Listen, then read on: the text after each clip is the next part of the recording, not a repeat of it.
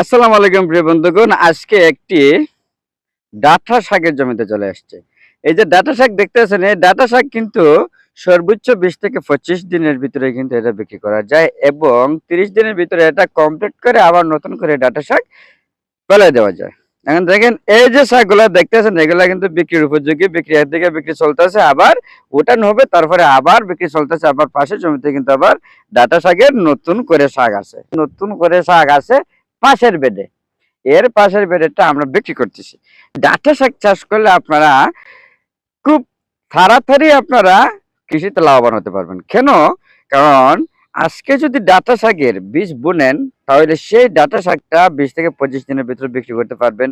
তার মানে এটা হচ্ছে যারা যারা নতুন করে উঠতেছেন, অথবা যারা যারা খুব তাড়াতাড়ি এই কৃষিক্ষেত্রে সফলতা পাইতে চাইতেছেন, তারা কিন্তু অবশ্যই অবশ্যই এই ধরনের শাক আপনারা আগে চাষ করবেন। শুধু ডাঁটা যেমন না, ডাঁটা আছে, পাট আছে, কলমি শাক আছে, পালং শাক আছে, লাল শাক আছে, যত ধরনের শাক আছে আর কি, এগুলো আগে চাষ করবেন। কারণ হচ্ছে এগুলো চাষ করলে খুব দ্রুত আপনারা সফলতা পাইবেন।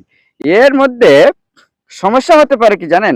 সমস্যা হতে পারে যখন আপনারা ডাঁটা শাকের বীজ বুঝলেন, যখন ২-৪ দিনের ভিতরে যখন এটার এই অঙ্কুর হয়ে যাবে, যখন গাছটা উঠে যাবে, তখন একটা সমস্যা হচ্ছে গাছের গুঁড়ি পচে যায়।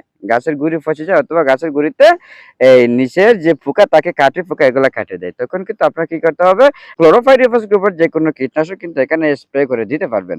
দিলে নিচের দিকে কাটবে না। যদি প্রচন্ড শুরু হয়ে যায়, তখন আপনারা দিতে পারবেন গোল্ডাজিম, তার মানে এই কার্বোটাইজিক গ্রুপের লিকুইড যে ফর্মুলেশন আছে, সেই ফর্মুলেশনটা প্রতি লিটার পানিতে 0.5 অথবা 1 মিলি হারে যদি আপনারা স্প্রে করে দেন, তাহলে কিন্তু সেই পচনটা রোধ হয়ে যাবে।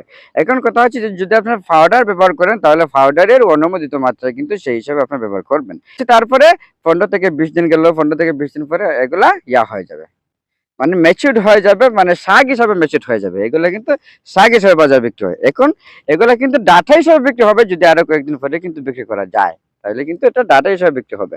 আরেকটা সমস্যা আপনাদেরকে দেখাই, দেখেন, এই দেখেন, এটা কিন্তু একটা ছিদ্র দেখতে পাচ্ছেন। এটা হচ্ছে বিষে পোকার কারণে কিন্তু এই ছিদ্রটা হয়ে থাকে। মানে শাকের পাতায় এই যে ছিদ্র হয়ে থাকে, এই ছিদ্রটা কেন হয়? এই ছিদ্রটা হয় বিষাক্তর কারণে। এই বিষাক্ত পোকাকে দমন করতে হলে কি করতে হবে? অ্যামামেকটিন বেনজোয়েট দিতে পারেন, সেটা কিন্তু সিস্টেমিক।